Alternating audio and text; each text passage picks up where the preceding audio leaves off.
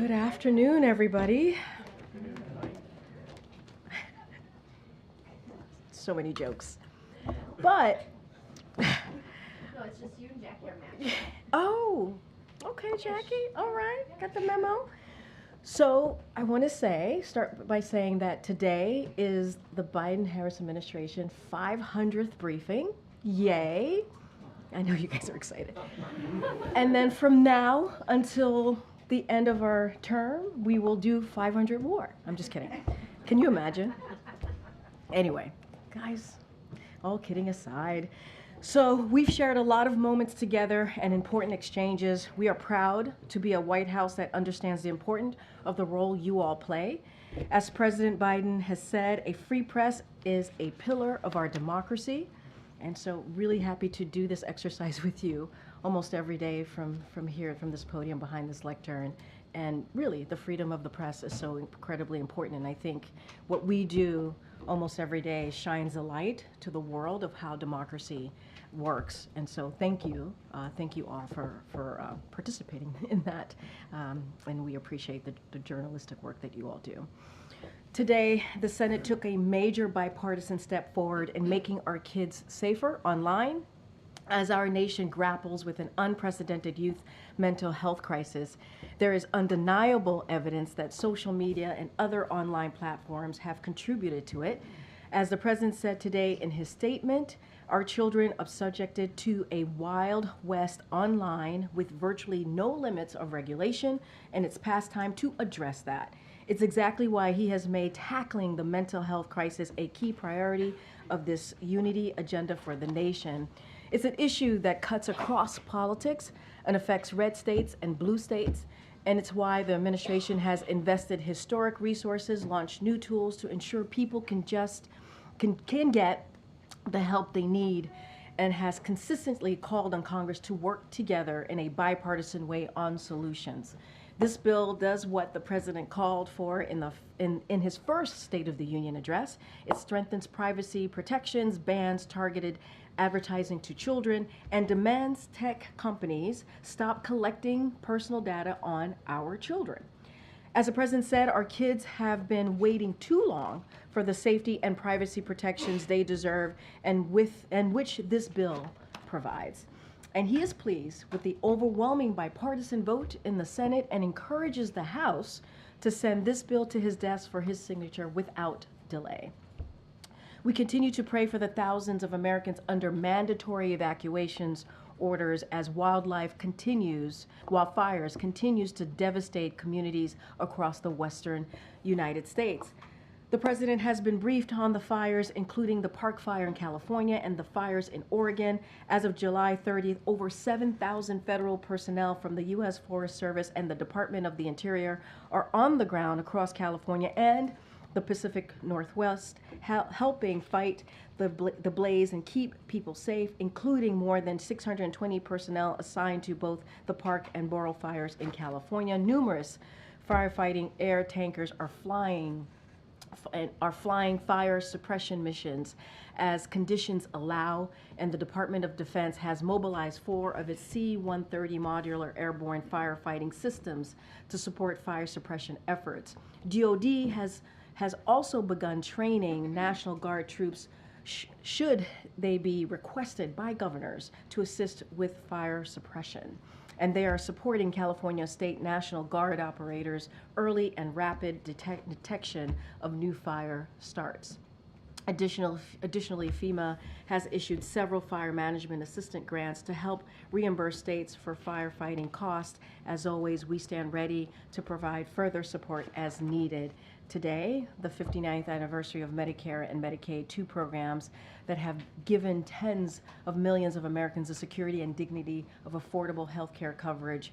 Nearly 140 million Americans benefit from these programs, yet still Republicans in Congress have proposed budget cuts and slashes to these critical programs and endorse extreme policies of Project 2025 that would slash Medicaid funding and cut Medicare benefits like the president's Medicare drug price negotiation program. The contrast is clear. The Biden-Harris administration is committed to protecting and strengthening these programs, like making sure children and pregnant women covered by Medicaid have coverage for a full year. And we are committed to making health care more affordable and accessible for all, including the 1 million people newly covered under the ACA's Medicaid expansion since the president and vice president took over. Now think about the Inflation Reduction Act and what that does. It allows Medicare to negotiate lower prices on prescription drugs, caps out-of-pocket drug costs at $2,000 per year, saving Medicare beneficiaries thousands of dollars annually, and provides Medicaid and Medicare beneficiaries with free vaccines. And under President Biden and Vice President Harris, more people have health insurance than ever before. So today, we recognize the anniversary of Medicare and Medicaid. We affirm our commitment to build on this program, protect access to these programs from Republican elected officials, extreme attacks. With that, I appreciate your patience. Colleen, what time did you get home last night? 1:45. Okay. All right. Let's do this. It's been a rough morning. And Matt, too. I see Matt back there. Can too. So can you give us an update on where the U.S. stands on the Venezuela elections? In particular, I know the president is speaking with President Lula of Brazil later, but just wondering if there's any progress on how the U.S. is trying to decide, what to do.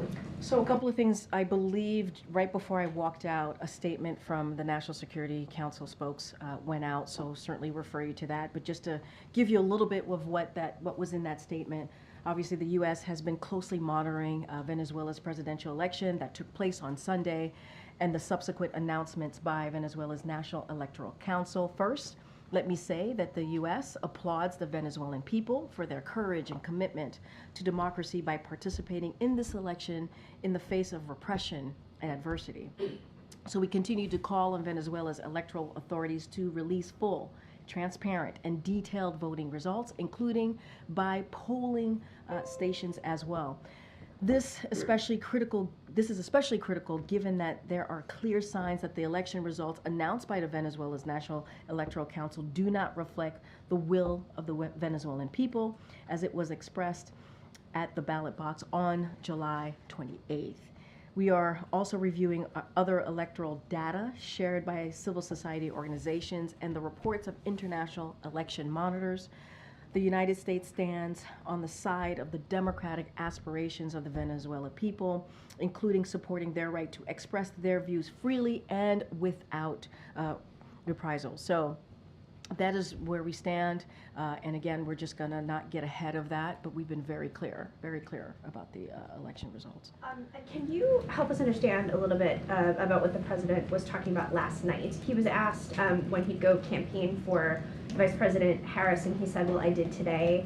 I was wondering if there was yesterday, was there a campaign element to yesterday? Was he sort of talking broadly? I just wondered if you could help us. So, as you know, the president gave a little. Is this when we came back at 1:15 a.m. and okay, 1:15 a.m. on the South Lawn? The president took a couple of your colleagues' questions. I think he was. I did not ask him about that particular answer. My guess is he was speaking more broadly. Look, at the end of the day, I'm not going to speak for the campaign, not going to speak to the president's campaigning schedule. That is something for the campaign to speak to. But they are partners in this administration, the president and the vice president. As you know, we announced SCOTUS reform at LBJ Library just yesterday in Austin, and that was an important moment. That was an important moment to talk about where we are today. And the president met the moment talking about how no one is above the law here and how important the rule of law. I just started the top of the briefing talking about how it's so important to have the freedom of the press, right? And how we've had this is the 500th briefing. It is also important for our democracy. And so, obviously, the president and the vice president were partners in making that announcement in the sense of how they were going to move forward, of the three things that he laid out on what reform looks like for this administration. As it relates to the campaign, don't have anything specific to share, but this is certainly the Biden-Harris administration, and everything that we have done the past 3.5 years, we want to continue to do moving forward and continue to work on behalf of the American people. Thanks, Karine. Last night, the president said he's been talking to the vice president about her potential running mate. Could you just explain how often they've been talking to each other and when's the last time they spoke? So I'm going to be super careful, not going to speak to the running mate or anything like that. I'm not going to go beyond what the president shared. What I can say is, and I have said this before, the president and the vice president talk regularly. They actually spoke about a day or two ago.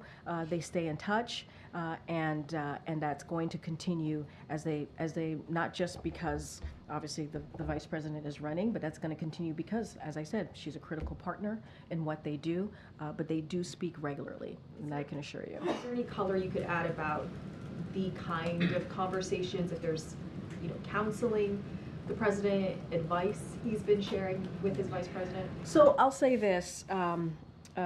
The president has been in the public service, as you know, for more than 54 years. As a senator, as vice president, he had the role, as you all know, for 8 years as vice president, and now he is president for 3.5 years and six more months of his term. And I think as as a leader of the Democratic Party as well, I think he always offers up advice, any type of little bit of wisdom that he has with experience on these multiple fronts that he's been able to lead this country. And so, I think that is certainly a role that he plays as well with the vice president. I'm not going to speak to the campaign, but certainly when the vice president became vice president herself, he offered his advice, his opinion, and also I would say was a mentor to her, but certainly not going to go beyond that. And where's the president when it comes to picking a new Secret Service director? Is this a very short list? Is he really broadening this search? Yeah, I think I was asked this question yesterday or very recently. Look, the president understands how important it is to fulfill this role, to have someone who's experienced. And so he's taking this very seriously, like he does any other appointment that he makes within the administration. Don't have anything for you on timing, on timeline. We don't have a personal announcement for you today, but certainly the president's taking this very seriously. And when we have locked in someone ready to make that announcement, certainly you all will know about it. Go ahead. You like ruined the first row. What did I? Oh, I'm sorry. I apologize to you Reuters. And to everyone for that. Yes, it's always Reuters. Last time it was Steve. I take full blame for that. But we love you anyway. The Israeli strikes in Lebanon today. Do you view them as escalatory? Do you think they're an appropriate response to what we saw previously? So obviously we are aware of the reports out there that the IDF just conducted a strike against Hezbollah in Lebanon, and I leave it to Israel to speak for their own military operations. I do not have an immediate comment, as this just happened, literally just happened a few minutes before I walked out. So I'm going to leave Israel to certainly IDF, as they have been doing, to respond to this, and just don't have an immediate comment at this time. And then just to follow up on Colleen's question earlier, the Lula call today, I'm sorry, Marlene, I didn't touch on that. Is there any expectation that there's going to be some prep as far as sanctions are concerned, or what is the Venezuela content of that? Oh, okay, so let me just say, and I think we shared this with all of you, that the president was going to be speaking with the president of Brazil, and so they're going to discuss a number of issues, and like we normally do, we will certainly have a readout for all of you. So look, we are, as it relates to Venezuela, we are obviously in the process of evaluating the Maduro and his representatives due next, and we will respond accordingly.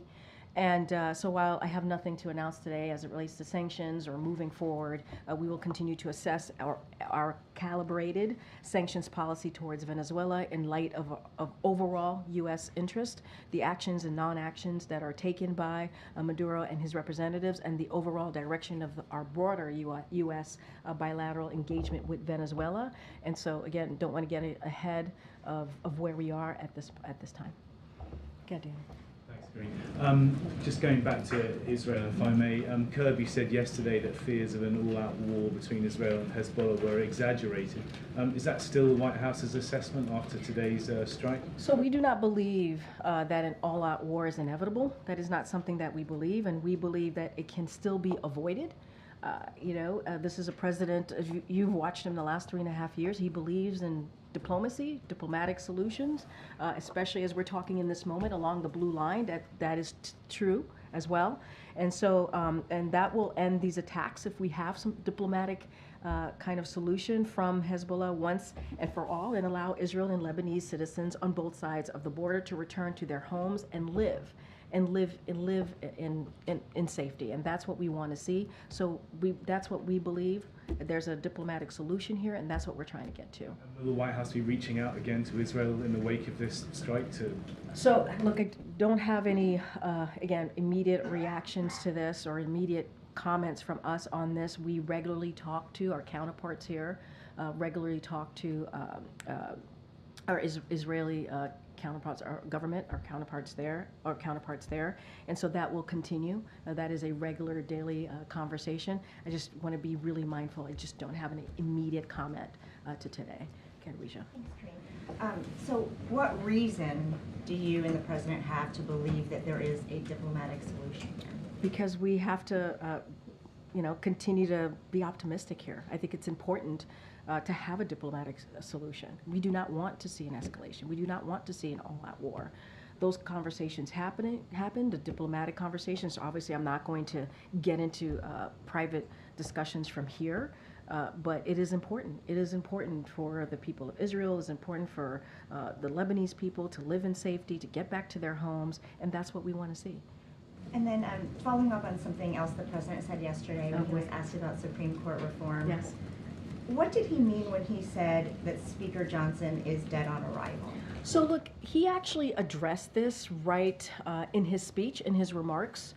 Yesterday he went right to it and talked about how his idea basically was dead on arrival, the speaker's idea. He actually talked about it and he said he reiterated what the speaker said about the SCOTUS reforms announcement, and then he said that his idea was dead on arrival. So I would just refer you to the president himself and how he addressed this directly during his remarks when he was at LBJ Library. So he misspoke.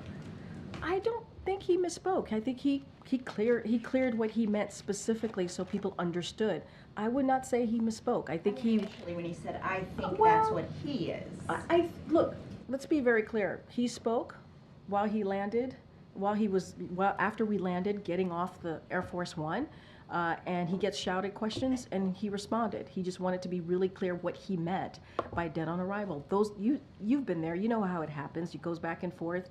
People can't really hear him sometimes. He can't hear you all, and that is something he wanted to make sure he was clear on his statement. But that was always his intent when he answered that question. Thank you, Karine. Yeah, no problem. Gotcha. Thank you, Karine. Is this Supreme Court proposal just an election year gambit?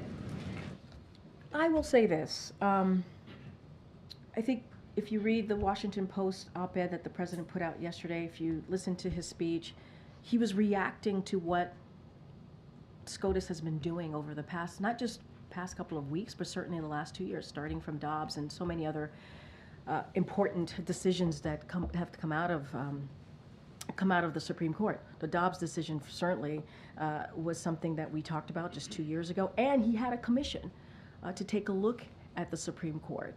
He certainly appreciated the commission and what they did and the work that they've done. But when you have, a Supreme Court, and the president actually gave examples, right, of what the decision of immunity that they made recently, what that means for the president of the United States, and what we're seeing right now is not normal. And majority of Americans agree with us, right? What we're seeing that the Supreme Court is not normal. And the president spoke to that at length. He went to the LBJ Library because of the historic nature of that library, the 60th anniversary of the Civil Rights Act, and there's so much here that's at stake, and so that's why he wanted to do this. This is about the right thing to do. This is about meeting the moment that we're in. This is about reacting to what the SCOTUS did. He said in his op-ed, American democracy is founded on the rule of law. No one, not the president, not the Supreme Court, are above the law. And in the wake of the Supreme Court ruling, for example, it grants presidents immunity for crimes committed in office and gut fundamental freedoms recognized for more than 50 years. And so he wanted to take action on that. And, But you why know, would he not then read in top Democrats, including the Senate Judiciary Chair, about this effort? Here's the thing. Majority of Americans want to see this. They want to see some form of reform.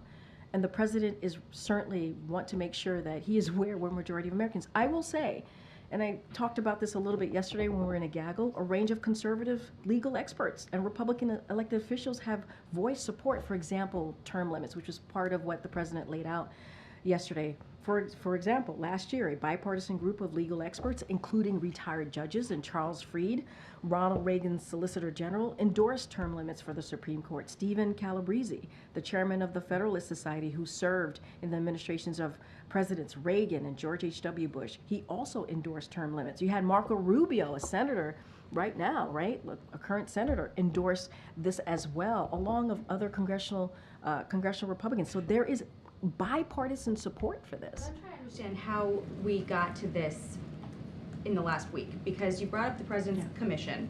His commission also found on term limits that a statutory change for term limits, for instance, would be inherently unstable, underscored constitutional doubts, said that the composition would generate greater uncertainty and distress. The president himself, on the campaign trail in 2020, said about term limits, presidents come and go, Supreme Court justices stay for generations. I'm not trying to change that at all. It was 2 different days he spoke to this. So how did we get there? First of all, he appreciates the commission, he appreciates the work that they've done. Their job was to give the president some thoughts and ideas, and obviously the president makes the final decision on how he wants to move forward. We have to look at what the Supreme Courts have done. Wait. That was You 2021. you gotta let me answer the question. I'm not done. Let me finish the question. In the past several weeks, the actions that the Supreme Court has taken in undermining democracy and the rule of law, that's important. The president felt he needed to address this. Remember, we were supposed to go to LBJ Library 2 weeks ago. And we went 2 weeks ago, this past Monday, yesterday. And so the president still wanted to move forward, still wanted to make sure he addressed this important issue. I mean, just a few weeks. These past Endorsing eliminating the filibuster then. I mean, look, he laid out the 3 ways that he wants to move forward. We're gonna have hopefully a healthy debate with Congress on what this is gonna look like. This is gonna be legislation that we wanna move forward with. And look, and I will say this, you know, one of the reasons the president ran in 2020 was because of what he saw in Charlottesville, was because of the fear of, wanting to make sure that we protect the soul of our nation. That was part of it. And just look at what's happened, the last several years and the actions that the Supreme Court has taken. I mean, this is a president that was on the Judiciary Committee for almost the 36 years that he was president, right? If you think, Yes, on the filibuster? I actually answered this. I said, we're going to have a healthy debate with Congress on what this is going to look like. The president laid out the 3 ways that he sees moving forward. There's not going to go beyond those 3 measures that he's laid out, but we're going to have a healthy debate, and that's what's important here. Filibuster's no question. I just said, we are going to, Welcomes a question on filibuster. we welcome a healthy debate on how to move forward. He put forth three ways to move forward on this, on really dealing with SCOTUS reform. And I just laid out some conservative legal experts who agree with us, at least on the term limits. They've been very clear as well. Okay. Former President Trump did an interview where he said that maybe being called a threat to democracy was a cause of his being shot. How would the president respond to that? What I will say is the president has always been very clear when it comes to violent political rhetoric. There is no place here in this country, in our nation for it. He's always spoken about that. He's spoken about that for the past, the past several years throughout his career. And, right after the assassination attempt, the president said, he even made an address in the Oval Office and talked about lowering the temperature. He talked about getting to the bottom of this, having an independent investigation, and how important it was to do just that. And you know, I talked about Charlottesville. We saw how the president spoke against January 6th. The day that, and I remember this, the day that January 6th happened in 2021, the president was then president-elect. He was supposed to talk about the economy. He took that opportunity to denounce what happened. 2,000 people went to the Capitol. A mob went to the Capitol. Officers, law enforcement officers were harmed. Some of them lost their lives afterwards. And he condemned that. He condemned the political violence. And they were doing that because they were trying to overturn free and fair elections. When Paul Pelosi was attacked by a hammer, the president also spoke out about violent political rhetoric and where we will, what happened, how horrific that was. And violence has no place in this country. So if anything, this is a president has been constantly and proactively called out on all Americans to come together and oppose political violence, regardless of our views. He's had a little more than a week now to contemplate his change in status, not being a candidate, but being the sitting president. Has he described to you ways he wants to use the time perhaps differently, since he doesn't have the campaign obligation? Yeah, I think, look, we have six more months left, and the president is certainly very much thinking through what that's going to look like as far as delivering for the American people. His job doesn't stop, it continues. We've had an unprecedented record for 3.5 years on things that we were able to accomplish, whether it's the economy, being the strongest, having the strongest economy in the world, leading the world, whether it is foreign policy, making sure that we are, again, rebuilding those relationships with our partners and allies. That's something that he's been able to do. You know, healthcare, I just talked about Medicaid and Medicare at the top. There are many ways that the president wants to continue. The Supreme Court reform announcement that he made was also really important. Majority of the Americans care about that. You will hear more from this president. He will articulate what the next 180 days or so or less looks like. He is going to take this very seriously. Do you see less travel? Often it's an official event and campaign coinciding, so would he be based here more, do you anticipate? So, look, I think Matt was asking me this question in the gaggle yesterday, recalibrating, and yes, there's a little bit of recalibrating here, right? And that is the honest truth. So we're trying to figure out what that's going to look like. The president is thinking about this in the way that he does, right? On behalf of the American people, putting them first. And so we'll have certainly more to share. Obviously, the president enjoys being out there, talking directly to the American people. I think that's one of the ways that we are more effective, right, when the president gets out there. Can't speak to the campaign. That's something that the campaign can speak to. But the president wants to get out there. He wants to speak directly to the American people. He wants to continue to deliver, and you will hear him articulate that more. I will predict in the short order. We saw the president meet briefly with Congressman Doggett of Texas on the tarmac yesterday. I wondered if he just had a readout of that conversation, given Doggett's status as the first Democrat to call for him to withdraw. And just broadly speaking, just is the president's relationships with some of these members affected by them if they were among the 30 or so to call for the president to withdraw before his decision? I mean, you kind of answered that question yourself. President Doggett was there on the tarmac, greeting the president. I'm not going to go into private conversations. That's something that I do and will do from here. We've done for the past 3.5 years, so we're going to continue with that. But I mean, I think you saw them greet each other. But I mean, this is a president, and I've said this many times. He believes in, reaching across the aisle, for example, and working with Republicans who say he can't get things done, right? This is a president who understands that the Democratic Party is big, and there are many, many thoughts, and that's what makes our party, I think, so unique and important, because we have different ideas, because we have different thoughts. And the president understands, they had their opinion. There were Democrats who had their opinion. He obviously had his. and he appreciated we were able to have an unprecedented historic record because of the relationships that he's had with these Democratic members. I don't think that will change. I don't think that will change. Going back to the Are Venezuela. you new to the? Yes. Oh. Stephanie. Hi, Stephanie. Hi, Stephanie from Bloomberg. Nice to Yes. see you. Thanks for Is this your having first time in the briefing room? me. Not my first time, but Okay. first time asking a question. Oh, So okay. thank you for that. All right, here we go. Going back to the Venezuelan elections, Sure. is the president using the call with Lula as an intermediary to deal with the election results? And what kind of assurances is he looking for from his Brazilian counterpart about Maduro's promises to release? So they're going to be, I believe, speaking shortly, if it hasn't started, with the president of Brazil. They're going to talk about a wide range of issues. Obviously, we'll have a readout. Don't want to get ahead of that conversation, ahead of that call. I think I have said before, and we have said here, that the world is watching. We're not going to get ahead of the process. I think you saw the statement from NSC spokes. You heard what I said at the top, and so you know.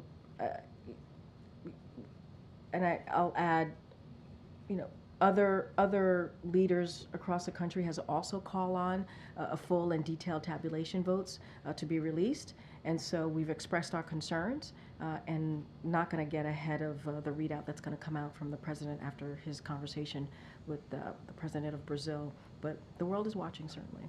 Does the administration have a reaction to the arrest of Venezuelan opposition figures? Look, I'll say this: any political repression or violence against protesters or the opposition is obviously unacceptable.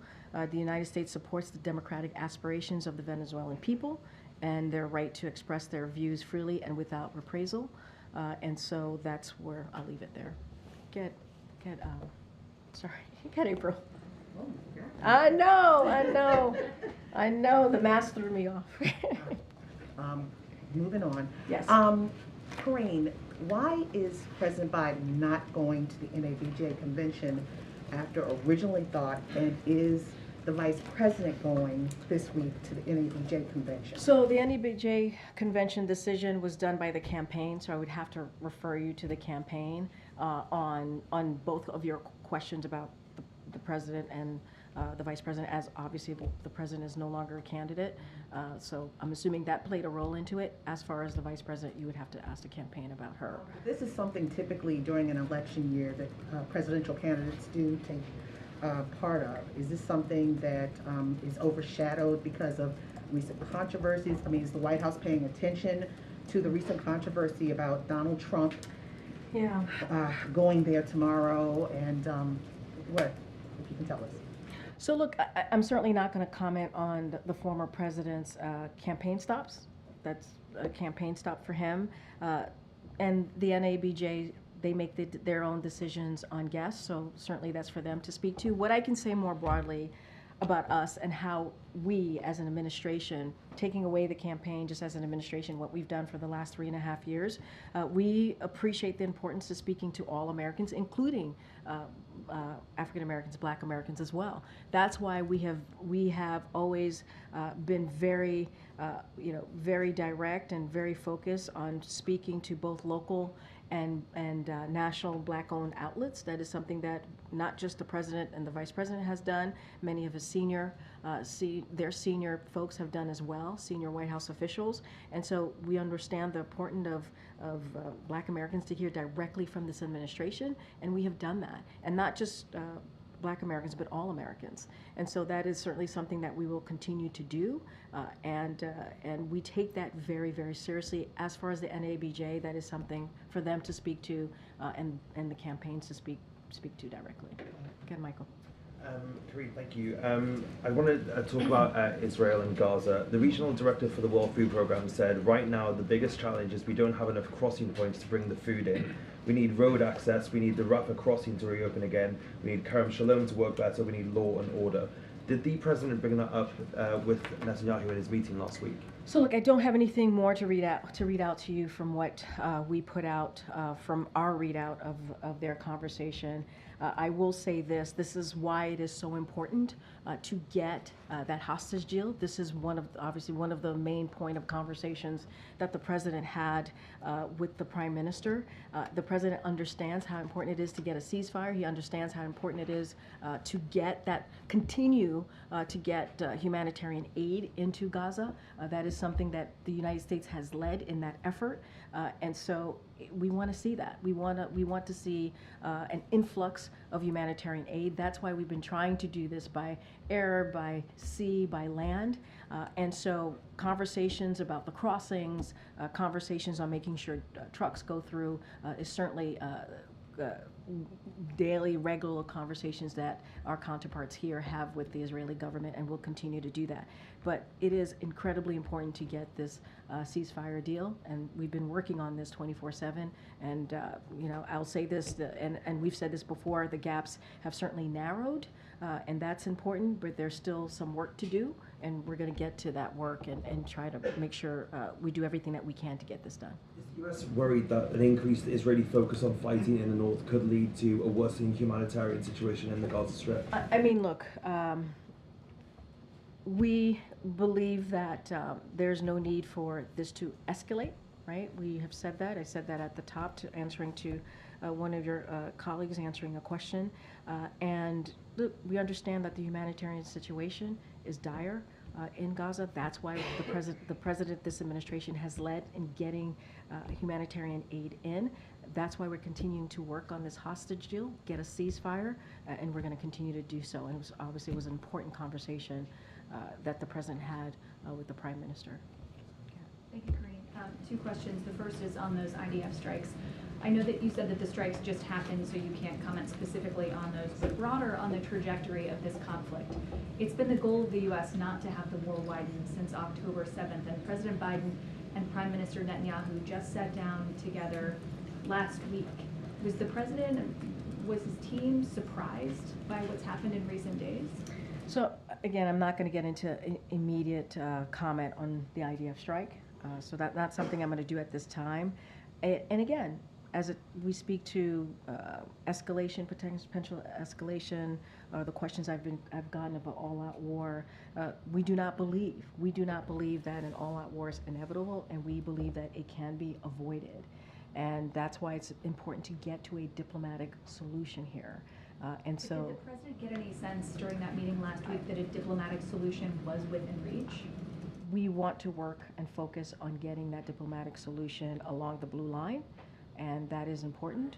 We want to see these attacks from Hezbollah end, and for all and allow Israelis and also Lebanese citizens on both sides of the border to be able to return homes to their lives and to live in safety. And so that's what we want to be. That's what we want to be. And so diplomatic solution is the way that we want to see the direction of this. And we do not believe that an all-out war is inevitable here. But as it relates to the strikes that just occurred, I just don't have any immediate comment on this at this time. And then on the personnel front, President Biden obviously himself served as the vice president for 8 years. He handpicked Kamala Harris for that role nearly 4 years ago. What level of input, if any, has he provided as she undergoes that same decision? Look, he was asked this question directly, the president, at 1:15 a.m. on the South Lawn. He responded to it, so I'm going to let the president's word speak for itself. I don't have anything beyond that. Go ahead, Karen. I'm going to try this, and knowing that you can't answer, but I'm going to ask you if you can answer from the president's perspective, how he feels about the vice president's first week plus out on the campaign trail. What does he think about the fundraising she's done, the events she's done, and what he has seen so far? I'll say this.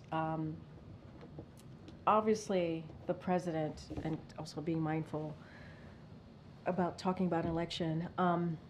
Obviously, the president endorsed Kamala Harris, the vice president, for a reason. He thought she would be ready on day one. This is someone who was a senator, who was an attorney general for the largest state in the country. She has been, obviously, a vice president for almost 4 years. She is immensely qualified, and the president, having been a senator and a vice president himself, understands what it takes. and he sees that in her. So I would say he's not surprised. He's not surprised. And I'm going to leave it at that to not get myself in too much trouble. Is he watching any of the Olympics? Like, has he taken in anything? Is it like my phone is blowing up? So, like, what is It's his been great so far. consumption The of Olympics has been so sport? great. Look, the president and the first lady are certainly proudly cheering on Team USA. As you saw, the first lady travel to, bless you, traveled to Paris to lead the delegation, the U.S. delegation for the opening ceremonies, and cheered on Team USA. And you saw her out there being very supportive. And so the president certainly is proud of all the athletes competing on behalf of the U.S., on behalf of our nation, and he's going to continue to cheer them on. Karine, following up on that, did the president see the Last Supper controversy at the Olympics? Do you know? Did he see I don't have anything. The Last I Supper appreciate the controversy? question. I just don't have anything to share. Millions of Christians across the globe were offended by that. The president's Christian. Was he offended by it? But was the president offended by it? I just answered the question. Can I just ask him? Did he see it? I don't have anything else to add. Did he see it? Thank you so much. I have a couple of foreign policy questions, but just to follow up Yeah, on sure. Jackie's question. If Supreme Court reform does not pass, and it seems unlikely under this Congress that it will, what does the president hope his effort will accomplish? Is it to get the American people used to the idea of the need of reform? Is it a message to Justice Roberts? What does he think this could would lead to? I will say majority of the American people support and want to see reform, right? They want to see this. This is where majority of Americans are. And I will say this, the president and the vice president believe that the rule of law is the foundation of our democracy. It is the foundation of our democracy, which is why the president took action yesterday, and he's calling on Congress to do the same. Now, what we welcome is a debate. As we've seen many times as the president introduced legislation or some ideas on how the direction of a legislation that's important to the American people. We see a healthy debate. I listed out moments ago when I was having a back and forth with Jackie here, conservative legal experts who support, for example, term limits. And so I think that was important to note. Senator Marco Rubio, who I also mentioned, who's obviously a current senator in the U.S. Senate, supports term limits. So there are ways that we can work together. I'm not going to get into what that legislation is going to look like. We're going to have a healthy debate. We think that's important. But we're talking about the rule of law here. We're talking about the rule of law, which is the foundation of our democracy. The president is going to say something. The president is going to make sure that is protected, as he has done. That is one of the reasons he decided to run. That is one of the reasons of the work that we were able to do. 2022, the rule of law, democracy, was one of the top issues that Americans cared about. Would it also be a message to Justice Roberts? I'm not going to get into messages to the Chief Justice. That's not what we're talking about here. We're talking about the right thing to do. We're talking about the right thing to do here. And on the foreign policy side, there's reporting that North Korea could conduct another nuclear test to coincide with the U.S. election, the presidential election. How concerned is the administration about this? Is this a real threat? Do you have a message to Pyongyang? I'm just not going to get into hypotheticals from here. What's your next question? On today's sanctions on Iran that Treasury announced, individuals and entities related to its ballistic missiles and drones program. Can you speak about the timing? Today, the Iranian new president is being sworn in by the parliament. So look, what I can say, this is something that the Department of Treasury did. They announced new sanctions, as you just said, targeting 5 individuals and 7 entities based in Iran, the PRC, Hong Kong, that have facilitated procurements behalf of Iran's military forces. The designated entities have been involved in procuring key components of Iran's ballistic missiles and UAV program. These sanctions are part of, you've heard us talk about sanctions before, especially in the last 3.5 years. They're part of our ongoing efforts to counter Iran's destabilizing activities, including its arming of proxies in the Middle East and its enabling of Russia's war in Ukraine. You've heard talk about this. Again, this is part of announcements that ongoing efforts that we've had here in this administration, and that's how I would view it. Nothing specific on the timing. It's ongoing. This has been ongoing sanctions that we've had throughout this administration. Yeah. Okay. Oh, go ahead. Has the president met Leaders Schumer and Jeffries about legislative priorities for the remainder of this 6 months as you discussed? Yeah, don't have any meetings or conversation at this time to read out or lay out on conversation specifically on the next 6 months. But again, this is something that the president's taken very seriously. He wants to continue to deliver on behalf of the American people. That's what you're going to see him do in the next 6 months. He will articulate this on what this is going to look like specifically, what he's going to focus on. And I think what you saw yesterday was a clear indicator of that. He'll be giving remarks at some point, sort of articulating the vision for the next 6 months. Any timeline on when that might I don't have happen? any timeline. I said he will articulate that. We'll see what that looks like. But look, he wants to certainly, and I think this is a little bit of Kelly O's question to me, he certainly wants to get out there. He wants to continue to talk directly to the American people. And again, just bringing in my friend Matt Visor here, there is a recollaboration here. We're trying to see what that looks like, what that's going to look like, what he wants to focus on. And so just, give us a second. We have a lot to focus on. But I would also say, there's these historic pieces of legislation, whether it's the bipartisan infrastructure legislation. As we know, there are thousands of projects out there that we want to make sure that gets implemented. There's the Inflation Reduction Act. There's Medicare, who continues to negotiate with Big Pharma. We want to make sure that on medication, on drugs that are important, making sure that the prices go down. We're going to continue to do that. There's the Chips and Science Act, where that's going to bring investments into this country. We want to see those big pieces of legislation that obviously are now laws, acts that we want to see implemented. And so that's always been a priority of this president, and so that's certainly going to continue to be so. Okay, I know I keep I know I it's like the second time. I know I conjured you up to ask a question.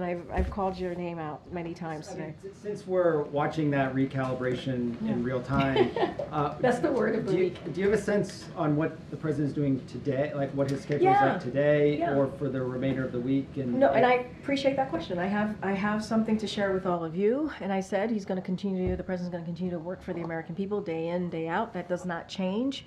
It is extremely important to him to continue building on his accomplishments and finish the job. You saw him on the road yesterday for over 12 hours in Texas, and he spoke with reporters. I've been mentioning many times during this briefing at 1 o'clock, 1:15 in the morning, taking some questions. Look, he has a call with the president of Brazil today, which will have a readout, as I mentioned, a completed readout once we are done.